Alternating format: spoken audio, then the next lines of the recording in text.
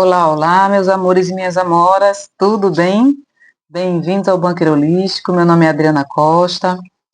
Bem-vindos também ao segundo vídeo, né, a segunda aula de uma série de 12, onde vamos explorar o escondidinho do Lenormand. O escondidinho só que não, né? Eu digo que é escondidinho porque a gente vê na web, a gente vê no YouTube cartomancistas maravilhosas, fazendo leituras incríveis, mas esquecendo dessa riqueza que está associada ao Lenormand, esquecendo os naipes do tarô, que são complemento de leitura do Lenormand. Por quê? Se esquece, né? Não vamos esquecer mais. Se você está começando sua jornada na cartomancia, ou se você já é uma cartomante experiente, não esqueça de arrematar sua leitura com o que está agregado, tá bom? Se vocês gostarem desse vídeo, por favor, se inscrevam no canal, ative o sininho para não perder as próximas aulas, deixem seu comentário, suas dúvidas, meu telefone de contato vai estar sempre na descrição, para você que quiser ter a dúvida, e vamos lá, né? Olha só, quem é a casa? A casa está associada a quem? Ao Rei de Copas, ok? Então, não vou dar o significado da carta da casa, porque isso você já está aprendendo, caso você seja aprendiz do Lenormand, caso você seja experiente, é chover no molhado, né?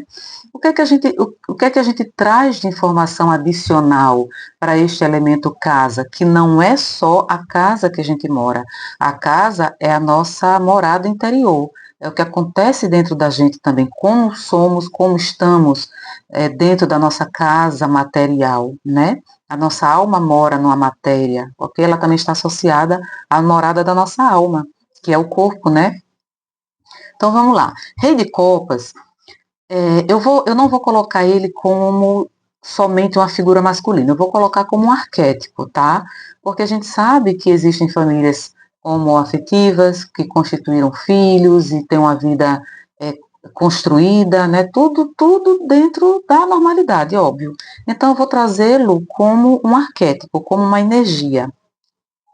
Quem é essa pessoa?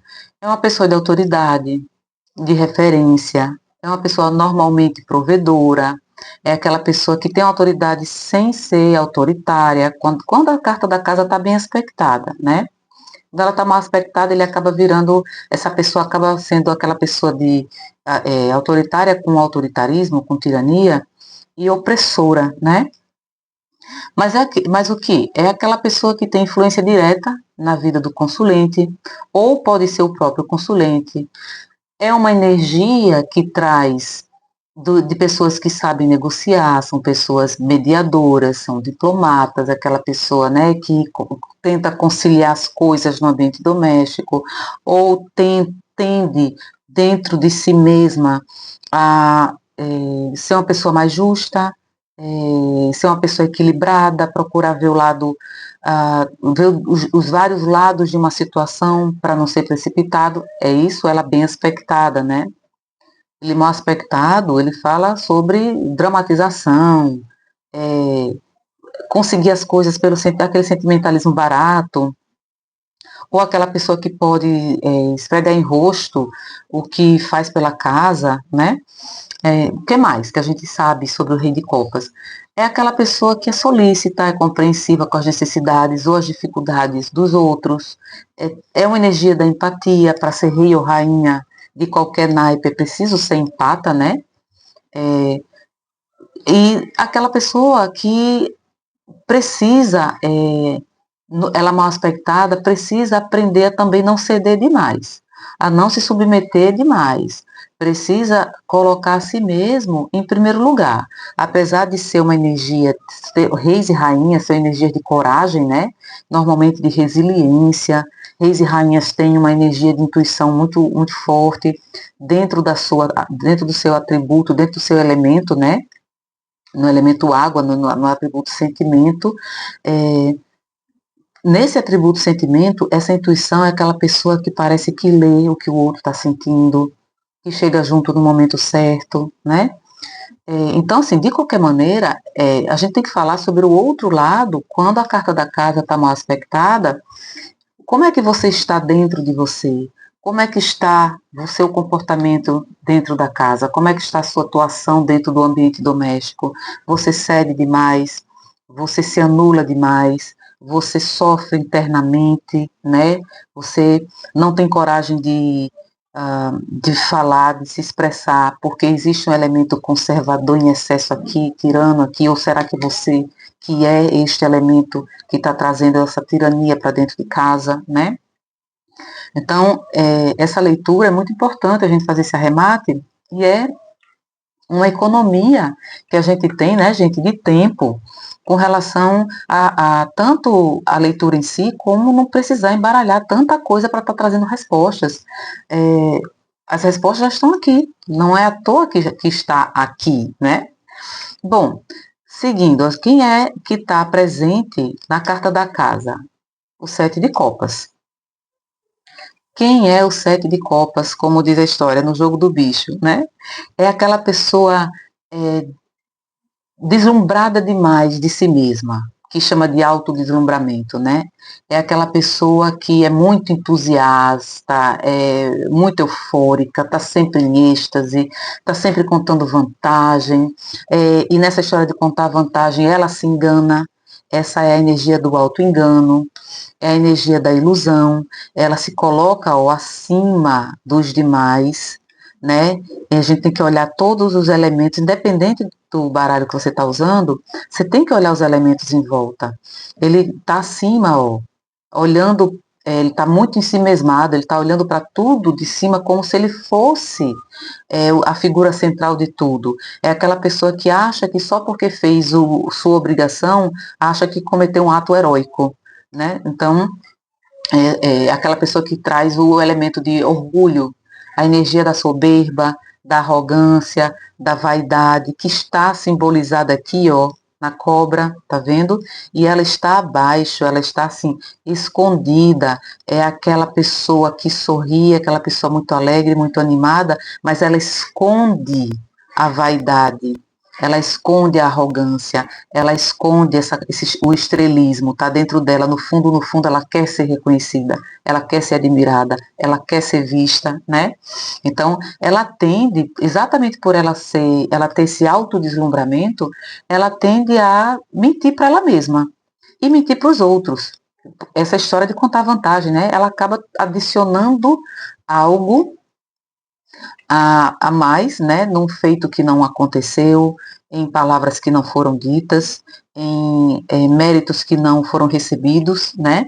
Ela acredita muito numa realidade paralela, né? Ela tende a mentir porque ela acredita que não, ela tem coisas que ela nega na realidade. Então ela engana a si mesma, então é também um atributo do negacionista. Aquela pessoa que, por exemplo, tá com um relacionamento em frangalhos, mas ela coloca foto do casalzinho lá no Instagram, coloca foto do café da manhã juntos, mas tá cada um no extremo da mesa. É aquela pessoa que tá toda endividada, mas está lá fazendo foto no espelho com a marca do iPhone. Então é aquela pessoa que ela nega uma realidade que existe, ela não tem coragem do enfrentamento. Ela é muito ensimesmada e ela tem medo do enfrentamento. Então, ela fica dourando a pílula, né, para ser justamente o que eu falei, admirada, respeitada. É aquela pessoa que tem um positivismo muito tóxico, quando algo dá errado, ela já converte para um auto-engano.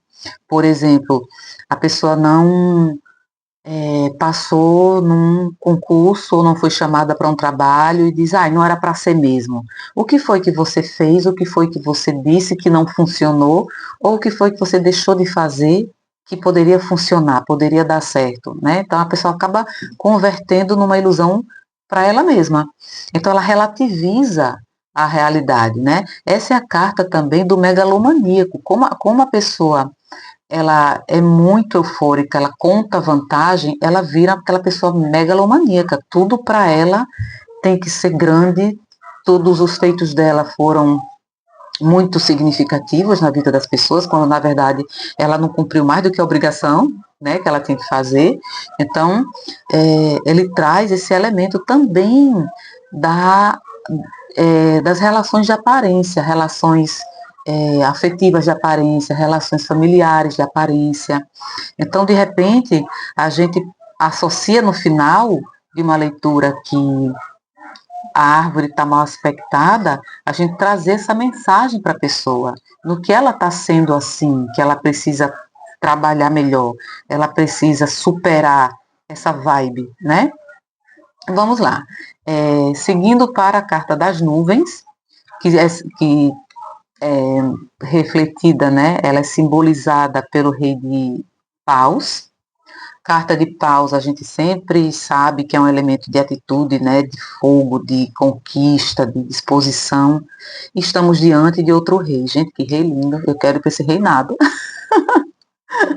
Bom, vamos tratar novamente da energia, do arquétipo que está na carta. Por quê? Porque esse rei de paus, se for um consulente mulher, vai ter que ser ela. Se ela tiver uma companheira, vai ser a companheira. Então, vamos trabalhar com isso como um arquétipo. Rei de paus o quê? É aquela pessoa ativa, né?